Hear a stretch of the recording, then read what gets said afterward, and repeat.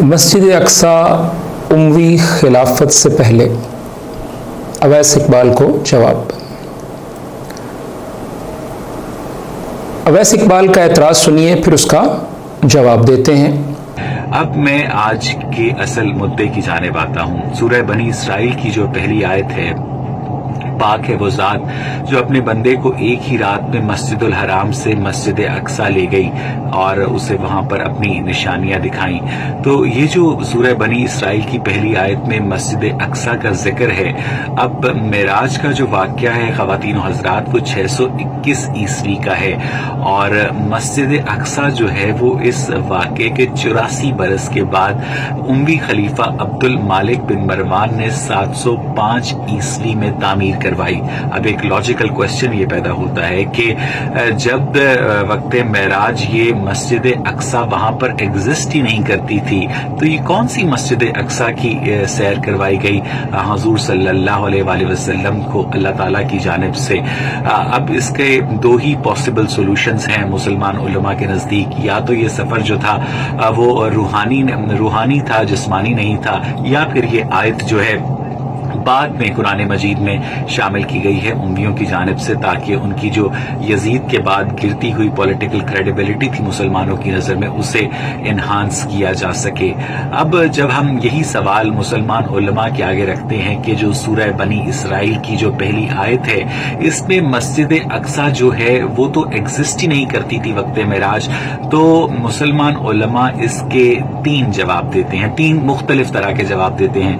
ایک جواب یہ ہوتا ہے کہ جناب یہ سفر جو تھا وہ جسمانی نہیں روحانی تھا۔ دوسرا جواب یہ ہوتا ہے کہ مسجد اقصی سے مراد یہ والی مسجد اقصی نہیں، کوئی بھی دور کی مسجد ہے۔ اور تیسرا جواب یہ ہوتا ہے کہ ہیکل سلیمانی جو ہے وہاں پر مسجد اقصی تعمیر ہونی تھی، اس لیے یہاں پر مسجد اقصی مراد لی گئی ہے، کوئی بھی جو سجدے والی جگہ ہے وہ مسجد کہلاتی ہے۔ اویس اقبال، آپ نے صرف ایک آیت کی بات کی۔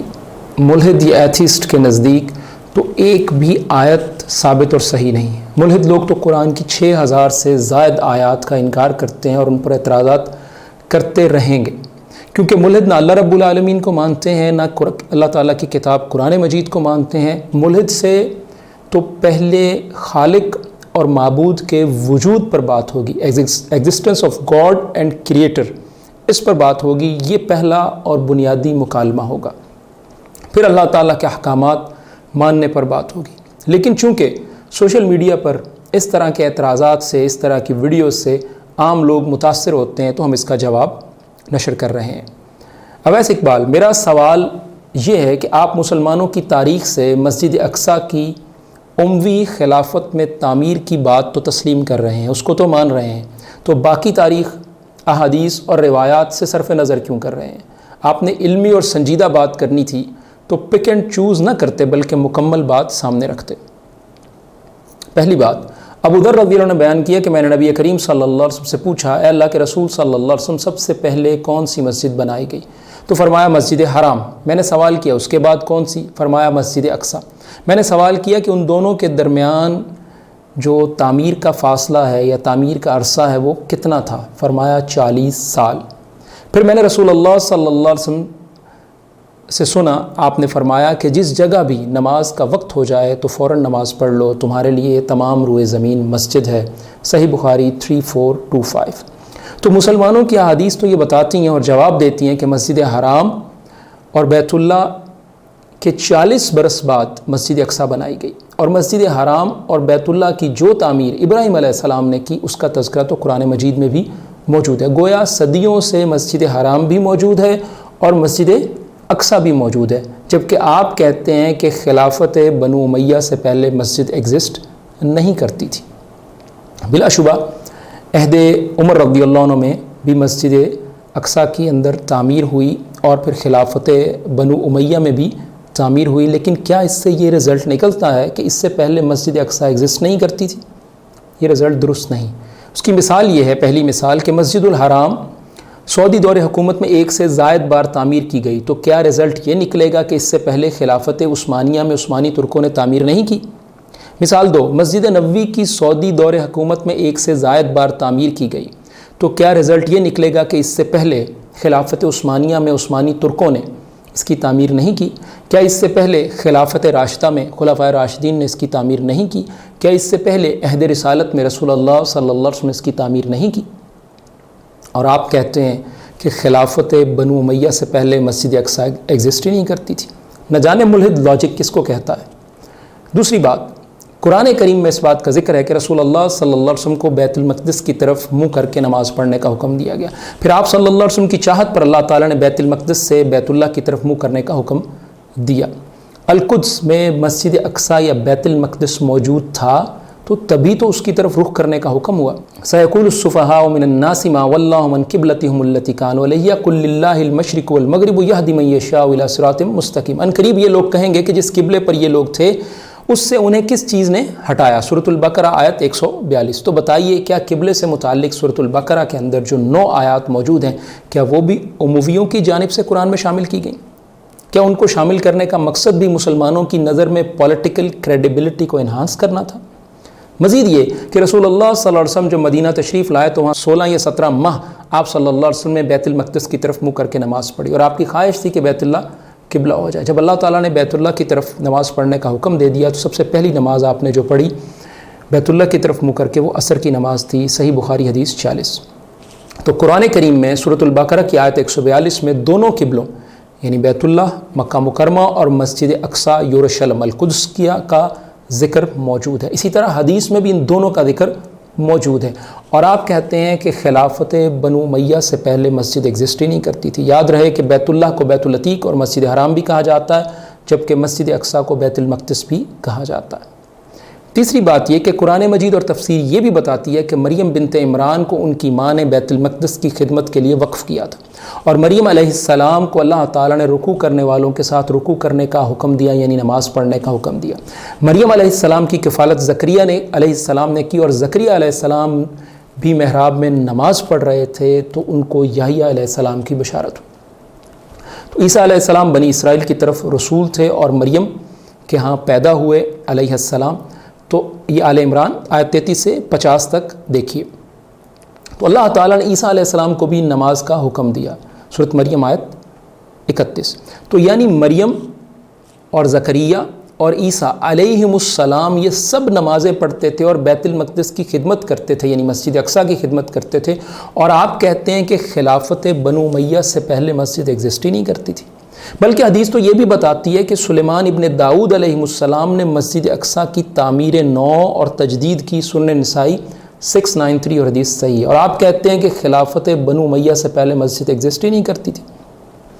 چوتھی بات، مسلمانوں کی احادیث تو یہ بھی کہتی ہیں کہ رسول اللہ صلی اللہ علیہ وسلم نے مسجد اقصی میں نماز پڑھی اور انبیاء کو پڑھائی بھی، بلکہ قریش کے جو سوال اور اعتراضات تھے کہ مسجد اقصی کیسی ہے، کیونکہ ان کو یقین نہیں آ رہا تھا کہ رسول اللہ علیہ وسلم ایک رات میں جو ہے مسجد اقصی اور پھر معراج کا سفر جو ہے وہ کر کے آ گئے، تو رسول اللہ صلی اللہ علیہ وسلم نے سوالوں کا جواب دیا، اور حدیث میں آتا ہے کہ اللہ تعالیٰ نے اس بیت المقدس کو میرے سامنے کر دیا اور میں اس کی طرف دیکھ رہا تھا، وہ جس چیز کے بارے میں مجھ سے پوچھتے میں انہیں بتا دیتا۔ پھر نماز کا وقت ہوا، میں نے نبیوں کی امامت کی، صحیح مسلم 172 اور مفصل نمبرنگ کے مطابق 430۔ اور آپ کہتے ہیں کہ خلافت بنو امیہ سے پہلے مسجد اقصی ایگزسٹ ہی نہیں کرتی تھی۔ رسول اللہ صلی اللہ علیہ وسلم نے فرمایا، میں براق پر سوار ہوا حتیٰ کہ بیت المقدس آیا، اور پھر میں نے اس کو اسی حلقے یا کنڈے سے باندھا جس کے ساتھ انبیاء اپنی سواریاں باندھتے تھے، صحیح مسلم 162 اور مفصل نمبرنگ کے مطابق 411۔ انبیاء آتے رہے، حلقے کنڈے کے ساتھ اپنی سواریاں باندھتے رہے اور وہاں بیت المقدس میں نماز پڑھتے رہے، اور آپ کہتے ہیں کہ خلافت بنو امیہ سے پہلے مسجد ایگزسٹ ہی نہیں کرتی تھی۔ پانچویں بات، مسلمانوں کی تاریخ تو یہ بھی کہتی ہے کہ عمر رضی اللہ عنہ جب بیت المقدس میں داخل ہوئے تو آپ اسی دروازے سے داخل ہوئے جس دروازے سے رسول اللہ صلی اللہ علیہ وسلم داخل ہوئے تھے، اور پھر عمر رضی اللہ عنہ نے اندر داخل ہو کر محراب داؤد میں نماز پڑھی، فصلی فیہ تحیۃ المسجد بمحراب داؤد۔ اور اس کے لیے دیکھیے آپ عمر رضی اللہ عنہ کا دور خلافت میں فتح بیت المقدس، البدایہ والنہایہ، جلد 9 صفحہ 656۔ اور آپ کہتے ہیں کہ خلافت بنو امیہ سے پہلے مسجد ایگزسٹ ہی نہیں کرتی تھی۔ چھٹی بات یہ کہ مسجد اقصی سے مراد کیا ہے اور اس میں کیا کیا شامل ہے۔ پہلا نقطہ یہ ہے کہ مسجد اقصی کا رقبہ 144 دونم ہے، یعنی 144 دونم، اور 1 دونم یعنی 1 دونم 1 دونم is equal to 1000 square metre और 1,44,000 square metres is equal to 35.5 acres approximately, because 1 international acre is equal to 4046.86 square metre. तो गोया ये जो 144 दोनम है मस्जिद अक्सा का रकबा, ये तकरीबन 35.5 एकड़ के करीब बनता है। और इसके लिए आप इस रेफरेंस के लिए देखिए बैतुल मक़दिस व मा हौलहु अद-दक्तूर Mohammad Usman Shabbir, Palestine scholars association है, उनकी वेबसाइट है और उस पर ये बुक मौजूद है और नहायत मुस्तनद किताब है। तो मस्जिद अक्सा का जो अहाता और हदूद आज भी मौजूद है, वो उससे ये अंदाज़ा होता है कि मस्जिद अक्सा वसी रकबे पर मुश्तमिल है और वसी रकबे पर मुश्तमिल अहाता और जगह है। इस अहाते को एक दीवार ने घेर रखा है। ये जो दीवार, ये 4 दीवारी, ये वॉल्ड एरिया है, इसी के अंदर जामे मस्जिद, जिसे अल जामे अल किबली भी कहते हैं, ये मस्जिद उमर भी कहते हैं, वो भी मौजूद है। कुब्बतुस सखरा भी मौजूद है। उसके अलावा मरवानी मुसल्ला, कई दरवाज़े, मीनार, बरामदे, चबूतरे वगैरह मौजूद हैं। मस्जिद अक्सा के पूरे हिस्से पर छत नहीं है, बल्कि सिर्फ अल जामे अल किबली और कुब्बतुस सखरा पर छत मौजूद है, और या उसके अलावा चंद एक और जगह हैं। तो मस्जिद अक्सा के बाकी हिस्सा जो है वो उसका सहन शुमार होता है। और मस्जिद अक्सा में नमाज़ पढ़ने की जो फजीलत है वो सारी 4 दीवारी के अंदर कहीं भी नमाज़ पढ़कर हासिल हो सकती है। इस मस्जिद अक्सा के अहाते या वॉल्ड एरिया के अंदर हायतुल बुर्राक, दीवार बुर्राक भी है, मस्जिद अल बुर्राक भी उसके साथ है। हायतुल मब की दीवार गिरिया, जिसे वेलिंग वॉल कहते हैं, वो भी वहाँ मौजूद है। अल मस्जिद अल अक्सा अल कदीम भी मौजूद है। अल मस्जिद अल मगारबा भी मौजूद है। मस्जिद अल कुब्बतुस सखरा, जिसे मस्जिद अल निसा भी कहते हैं, मेराज की चट्टान के ऊपर वो भी वाक़ है। मस्जिद अक्सा के अंदर 7 माज़िन भी हैं और कुब्बे भी हैं, और अहाते के इस सारे अहाते के 10 दरवाज़े हैं। तीसरा नुक्ता ये है कि जामे किबली या जामे मस्जिद, ये जो जामे मस्जिद है, ये फ़तह बैतुल मक़दिस जो कि 15 हिजरी में हुई या 636 ईस्वी, बाज़ मौर्रिख़ ने 638 ईस्वी भी लिखा है। तो उस साल खलीफा दोम उमर रज़ियल्लाहु अन्हु ने जहाँ नमाज अदा की, उसी जगह अल जामे अल किबली, जिसे अल जामे अल उमर या उमर मस्जिद भी कहा जाता है, वहाँ तामीर करवाई। और उसी की तामीर नौ फिर खिलाफत बनु उमैया में हुई, और उस तामीर की तकमील जो है 96 हिजरी तकरीबन 715 ईस्वी में हुई। और बाज़ लोग इसी जामे किबली को समझते हैं कि ये मस्जिद अक्सा है, और बाज़ कुब्बतुस सखरा को समझते हैं कि वही सिर्फ मस्जिद अक्सा है, जबकि हकीकत में ये दोनों जो है अहाता मस्जिद अक्सा का अहम हिस्सा हैं। लेकिन मस्जिद अक्सा का अहाता बहुत बड़ा है, जैसे कि हम तफसील के साथ बयान कर चुके हैं। और 7वीं बात कि टायर पंचर का ये वाक़या यूनिवर्सिटी स्टूडेंट्स से मुताल्लिक़ और रिलेटेड है। तो यूनिवर्सिटी के स्टूडेंट्स पार्टी करते रहे और इम्तिहान में लेट हो गए। तो ज़ाहिर है ऐसे स्टूडेंट्स ना साइंस पढ़ पाते हैं, ना तारीख़ और ना इस्लामियात, ना दीन समझ पाते हैं और ना साइंसदान बन पाते हैं। जिनको इल्म पर गुरूर भी हो, वो ज़्यादा मार का मार लें तो मुल्हिद बन जाते हैं, फिर लतीफ़े सुनाते हैं और इस्लाम पर एतराज़ात की वीडियो बनाते हैं। ना खुदा ही मिला, ना विसाल सनम, ना इधर के रहे ना उधर के रहे। अंबिया आते रहे हल्के कुंडे के साथ, अपनी सवारियां बांधते रहे और वहाँ बैतुल मक़दिस में नमाज़ पढ़ते रहे। और आप कहते हैं कि खिलाफत बनु उमैया से पहले मस्जिद एग्जिस्ट ही नहीं करती थी। 5वीं बात, मुसलमानों की तारीख़ तो ये भी कहती है कि उमर रज़ियल्लाहु अन्हु जब बैतुल मक़दिस में दाखिल हुए तो आप उसी दरवाज़े से दाखिल हुए जिस दरवाज़े से रसूलुल्लाह सल्लल्लाहु अलैहि वसल्लम दाखिल हुए थे। और फिर उमर रज़ियल्लाहु अन्हु ने अंदर दाखिल होकर महराब दाऊद में नमाज़ पढ़ी, फ़सल्ला फ़ीही तहिय्यतुल मस्जिद बे महराब दाऊद। और इसके लिए देखिए आप उमर रज़ियल्लाहु अन्हु का दौरे खिलाफत में फ़तह बैतुल मक़दिस अल बिदाया वन निहाया जिल्द 9 सफ़ा 656। और आप कहते हैं कि खिलाफत बनु उमैया से पहले मस्जिद एग्जिस्ट ही नहीं करती थी। 6ठी बात ये कि मस्जिद अक्सा से मुराद क्या है और इसमें क्या क्या शामिल है। पहला नुक्ता ये है कि मस्जिद अक्सा का रकबा 144 डोनम है, यानी 144 डोनम। और 1 डोनम यानी 1 डोनम, 1 डोनम is equal to 1000 square metre. और 1,44,000 square meters is equal to 35.5 acres approximately, because 1 international acre is equal to 4,046.86 square meter. तो गोया ये जो 144 डोनम है मस्जिद अक्सा का रकबा, ये तकरीबन 35.5 एकड़ के करीब बनता है. और इसके लिए आप इस रेफरेंस के लिए देखिए बैतुल मक़दस व मा हौलहु दक्तूर Mohammad Usman Shabbir, Palestine scholars association है, उनकी वेबसाइट है और उस पर ये बुक मौजूद है और नहायत मुस्तनद किताब है. तो मस्जिद अक्सा का जो अहाता और हदूद आज भी मौजूद है, वो उससे ये अंदाज़ा होता है कि मस्जिद अक्सा वसी रकबे पर मुश्तमिल है और वसी रकबे पर मुश्तमिल अहाता और जगह है. इस अहाते को एक दीवार ने घेर रखा है. ये जो दीवार, ये 4 दीवारी, ये वॉल्ड एरिया है, इसी के अंदर जामे मस्जिद, जिसे अल जामे अल किबली भी कहते हैं, ये मस्जिद उमर भी कहते हैं, वो भी मौजूद है. कुब्बतुस सखरा भी मौजूद है. उसके अलावा मरवानी मुसल्ला, कई दरवाज़े, मीनार, बरामदे, चबूतरे वगैरह मौजूद हैं. मस्जिद अक्सा के पूरे हिस्से पर छत नहीं है, बल्कि सिर्फ अल जामे अल किबली और कुब्बतुस सखरा पर छत मौजूद है, और या उसके अलावा चंद एक और जगह हैं. तो मस्जिद अक्सा के बाकी हिस्सा जो है वो उसका सहन शुमार होता है. और मस्जिद अक्सा में नमाज़ पढ़ने की जो फजीलत है वो सारी 4 दीवारी के अंदर कहीं भी नमाज़ पढ़कर हासिल हो सकती है. इस मस्जिद अक्सा के अहाते या वॉल्ड एरिया के अंदर हायतुल बुर्राक, दीवार बुर्राक भी है, मस्जिद बुर्राक भी उसके साथ है. हायतुल मब की दीवार गिरिया, जिसे वेलिंग वॉल कहते हैं, वो भी वहाँ मौजूद है. अल मस्जिद अल अक्सा अल कदीम भी मौजूद है. अल मस्जिद अल मगारबा भी मौजूद है. मस्जिद अल कुब्बतुस सखरा, जिसे मस्जिद अल निसा भी कहते हैं, मेराज की चट्टान के ऊपर वो भी वाक़ है. मस्जिद अक्सा के अंदर 7 माज़िन भी हैं और कुब्बे भी हैं और अहाते के, इस सारे अहाते के 10 दरवाज़े हैं.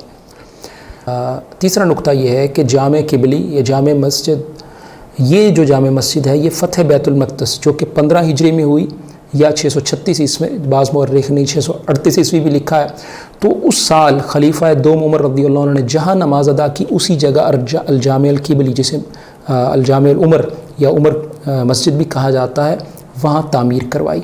और उसी की तामीर नौ फिर खिलाफत बनु उमैया में हुई और उस तामीर की तकमील जो है 96 हिजरी तकरीबन 715 ईस्वी में हुई. और बाज़ लोग इसी जामे किबली को समझते हैं कि ये मस्जिद अक्सा है, और बाज़ कुब्बतुस सखरा को समझते हैं कि वही सिर्फ मस्जिद अक्सा है, जबकि हकीकत में ये दोनों जो है अहाता मस्जिद अक्सा का अहम हिस्सा हैं. लेकिन मस्जिद अक्सा का अहाता बहुत बड़ा है, जैसे कि हम तफसील के साथ बयान कर चुके हैं. अस्सलाम वालेकुम ख़वातीन व हज़रात. एक यूनिवर्सिटी के अंदर इम्तहान चल रहा था और 4 तलबा जो थे वो सारी रात पार्टी करते रहे और इम्तहान में वो लेट हो गए. उन्होंने अपने प्रोफेसर के सामने बहाना किया कि हमारी गाड़ी का टायर पंक्चर हो गया था, इसलिए हमारा इम्तहान दोबारा ले लिया जाए. प्रोफेसर ने कहा ठीक है, मैं आपका इम्तहान दोबारा ले लेता हूँ. और प्रोफेसर साहब ने उन्हें, उन 4 तलबा को एक अलग-अलग कमरे में बिठाया और उनके सामने 100 नंबर का सिर्फ एक सवाल रखा. और सवाल ये था कि गाड़ी का कौन सा टायर पंक्चर हुआ था.